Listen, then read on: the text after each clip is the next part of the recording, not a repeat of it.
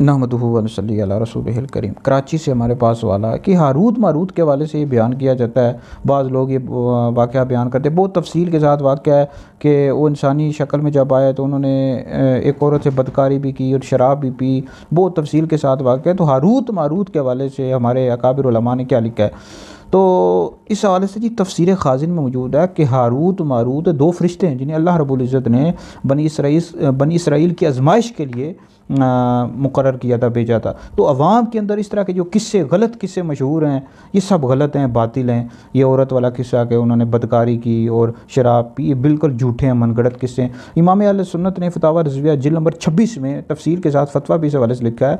आपने ये लिखा है कि हारूत मारूत दो फरिश्ते हैं, राज यही है कि दो फरिश्ते हैं, और ये यहूदियों की किताबों से मनगढ़ंत बातें बयान की गई हैं, उन्हीं की किताबों से ली गई हैं।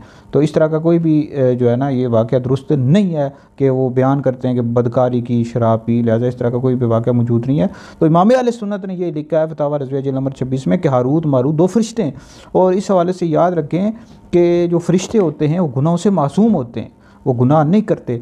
तो लिहाजा ये फरिश्तों के हवाले से इस तरह की बात हरगिज़ भी बयान नहीं कर सकते कि माज़अल्लाह उन्होंने किसी औरत से बदकारी की और फिर वो शराब पी, ये दुरुस्त नहीं है। ये दो फरिश्ते हैं हारूत मारूत, ठीक है जी। और ये जो इस तरह के गलत किस्से बयान करते हैं, ये बिल्कुल भी दुरुस्त नहीं है और उनको बयान भी नहीं कर सकते।